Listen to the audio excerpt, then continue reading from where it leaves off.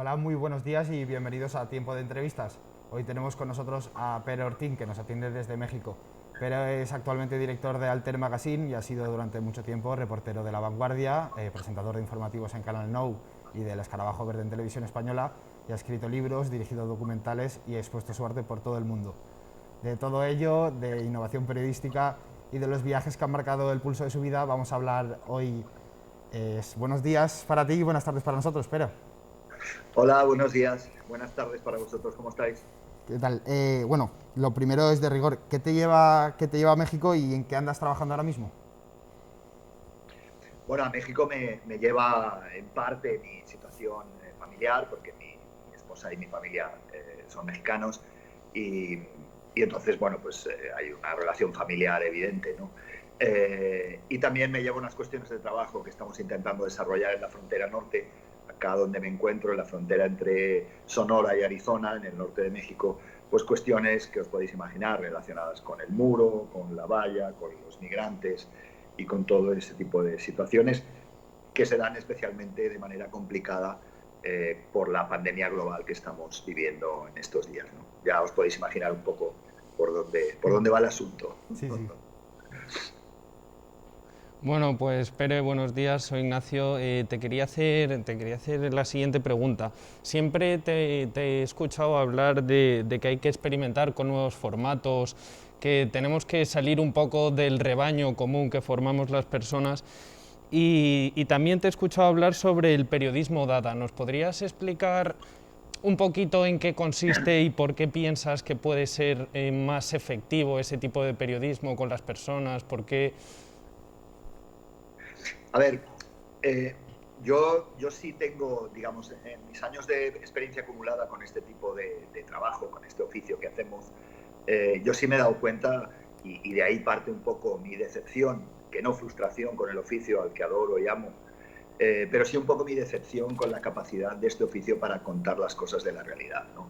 Yo creo que no estamos acertando en este siglo XXI en contar las cosas de nuestro presente. Los periodistas somos, en el fondo, historiadores del presente, si se me permite, con las normas, las reglas y los dogmas que nos dotó el siglo XX, ¿no? Yo creo que hay un problema evidente si la tradición, que es fundamental en toda actividad humana y también en el periodismo, se convierte en tradicionalismo, que yo es lo que creo que nos está sucediendo. Nada de lo que estamos haciendo acaba teniendo sentido, ¿no? Para mí, el único camino al que conduce la ortodoxia es el aburrimiento y no hay iluminación posible en la ortodoxia, ¿no? Necesitamos una cierta heterodoxia, una búsqueda diferente, y sí, yo apuesto por inventarnos una nueva tradición periodística que no esté tan basada en las reglas y los dogmas del siglo XX. También, cuidado, unas reglas y unos dogmas basados en una tradición anglosajona, en una manera de mirar el mundo que no necesariamente representa ni la que tienen en China, en África, en América Latina o nosotros, por ejemplo, en algunas zonas de Europa, y que, bueno, pues es para mí del todo punto discutible, ¿no? ¿Qué significa el periodismo dada? Pues una manera de contradecir esas normas, esas reglas que para mí están oxidadas, esa manera de contar el mundo a base de clichés, de tópicos. ¿Por qué no discutimos qué significa hoy información? ¿Por qué no discutimos qué significa hoy una noticia? ¿Por qué no discutimos qué significa hoy la actualidad? Porque esos son clichés que nos inventamos en un momento de nuestra tradición periodística y que hoy pueden y deben, según mi punto de vista, ser discutidos hasta el final. Y el periodismo nada lo que plantea es una forma de contradecir, buscando otras maneras, trabajando desde fuera del periodismo. Yo creo que el periodismo es, en general, pero especialmente el periodismo convencional, especialmente endogámico, solo habla entre periodistas, solo se comenta entre periodistas, solo se cuenta el mundo de una manera muy determinada, y yo creo que hace falta contradecir esas maneras de contar el mundo con otras visiones que sean un poquito por ahí menos tópicas, menos clichés, menos aburridas, menos pensadas desde un siglo que ya pasó, que es el siglo XX. Sí, insistiendo un poco por esos collages que haces tú, Dada.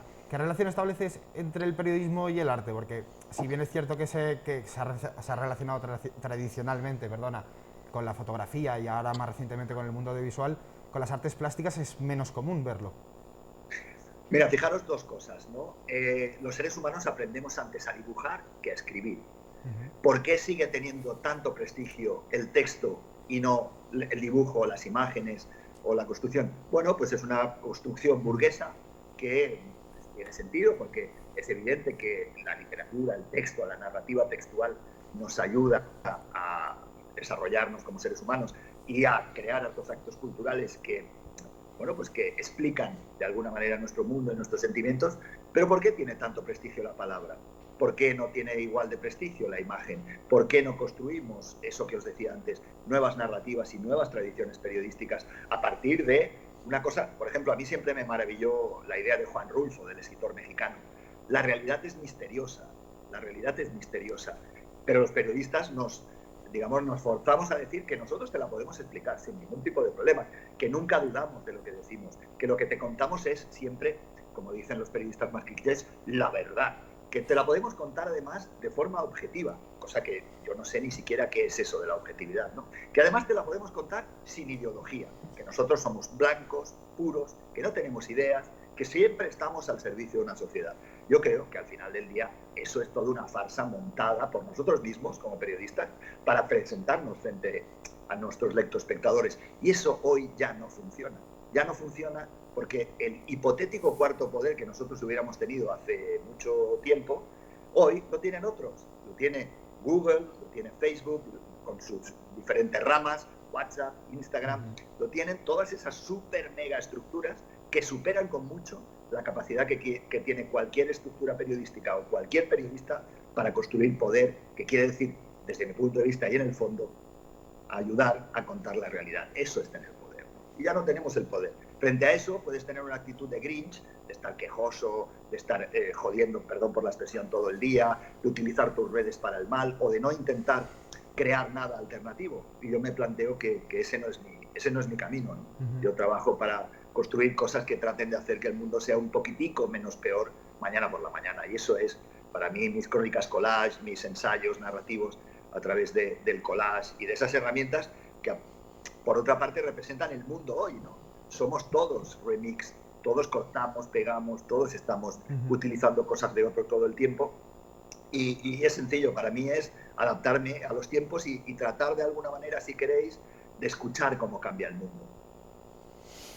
Hay un trabajo tuyo que se llama Envini, Cazadores de Imágenes, que es muy interesante y es una recopilación de imágenes que captaron cinematógrafos españoles que fueron mandados por Franco en su momento, o sea que son del franquismo. Tú haciendo ese documental, ¿has pensado si hay algún tipo de cambio entre el pensamiento que teníamos nosotros antes, mucho más exótico sobre el continente africano, que se ha cambiado mucho nuestro pensamiento con el pensamiento actual, con lo que concebimos nosotros ahora como el continente africano? Pues me gustaría responderos que sí, que ha cambiado muchísimo, pero os estaría mintiendo, y la verdad es que no. Nuestro discurso para con nuestros hermanos africanos, especialmente nuestros hermanos en África Negra, en África Central, yo en ese trabajo que tú describes trabajaba con la antigua colonia española de la Guinea, o lo que hoy es Guinea Ecuatorial, Sí. Antes Guinea Española, y me gustaría deciros eso, que sí ha cambiado mucho, que hemos mejorado mucho nuestra relación con las culturas, con las sociedades y las gentes de África, y no, la verdad es que no. O sea, si tú analizas esos discursos, esas maneras de contar el mundo desde aquellos años 40, de esas expediciones que tú contabas, pero disculpa, no te escuchamos, se te ha ido el sonido. El racismo, las malas interpretaciones, los juegos de análisis a partir de una superioridad moral, ética y cultural nuestra, siguen siendo básicamente los mismos que los aplicas hoy, pasados evidentemente 80 años a las realidades de nuestro. Pero disculpa. Llenos de paternalismo, llenos de malos entendidos, que la verdad que yo soy incapaz de entender.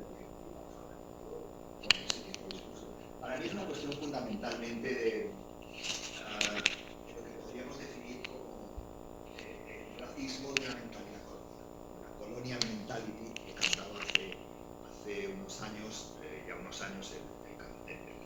el músico colombiano Fela Kuti. Pervive en nosotros una terrorífica mentalidad colonial que en el fondo es racismo. Vale. Ya para terminar, nos gustaría poder... Disculpa, no os escucho ahora. No. Hubo un problema, ¿no? Pero, ¿nos escuchas? Oye.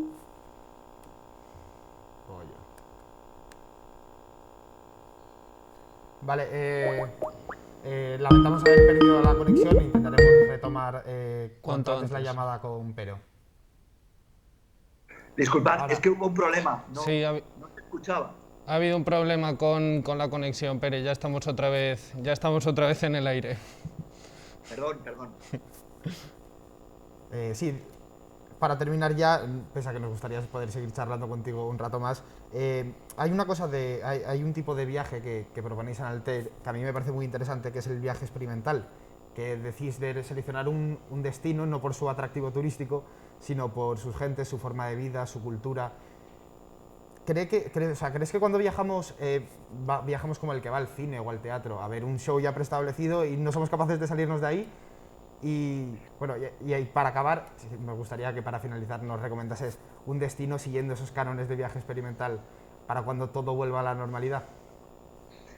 A ver, sí, yo respondiendo directamente a tu pregunta, sí, muchas veces actuamos aprovechándonos de ese catálogo de placeres posibles que en general nos ofrece la industria del turismo, ¿no? Y yo creo que el viaje es una herramienta para conocer el mundo y para hacerse preguntas, y cuando lo metemos en esa cajita tan pequeñita de la industria del turismo, pues nos perdemos muchísimas cosas. Yo siempre le pregunto a la gente que dice haber viajado, ¿con cuántas personas locales de esos lugares en los que tú estuviste que no fueran trabajadores para ti, que no te estuvieran sirviendo, gente en un hotel, camareros, camareras, tal, con cuántas gentes has hablado de ese lugar, con cuántas gentes has intercambiado experiencias, ideas, conocimientos, comidas, conversaciones triviales sobre tus hijos, tu familia?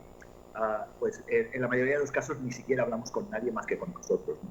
Es un viaje ego, es un viaje que a mí personalmente pues me interesa más bien poco, ¿no? Y yo creo que además pervierte la herramienta del viaje como constructor de otras maneras de entender el mundo y de conocernos entre los seres humanos. Y eso es un poco lo que ha sido todos estos años de mi trabajo en la revista Altair Magazine, y también un poco lo que yo he hecho toda mi vida, ¿no? Yo, bueno, pues claro que hago de turista cuando me toca estar en lugares que son turísticos, y voy a Venecia y hace lo mismo que hace todo el mundo, ¿por qué no, no? Pues si viajo con mi mamá, que ya es mayor, pues la llevo a ver los sitios que toca ver en esos lugares, ¿no? Claro que sí, eso no es problema. El problema es que solo exista ese viaje. Y para recomendaros un lugar, bueno, pues por motivos obvios yo os recomendaría, a pesar de todos los clichés y los tópicos relacionados con este país, os recomendaría muchísimo conocer México, que es un país gigante, es casi un continente en sí mismo, que tiene desiertos, selvas, que tiene una gente maravillosa, una comida genial, un trato humano muy cálido y muy agradable, ¿no? Yo creo que es un país maravilloso, desgraciadamente como estigmatizado por todo el dolor de la narcoviolencia de todos estos últimos decenios, pero es un país con una gente maravillosa. Os lo recomiendo muchísimo. Pues con esta recomendación nos despedimos. Muchas gracias, Pero, por tu tiempo.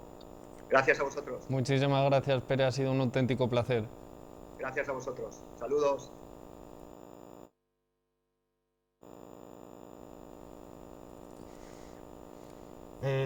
Esto ha sido todo. Muchas gracias por estar con nosotros y nos vemos en la próxima edición de Entrevistas CEU.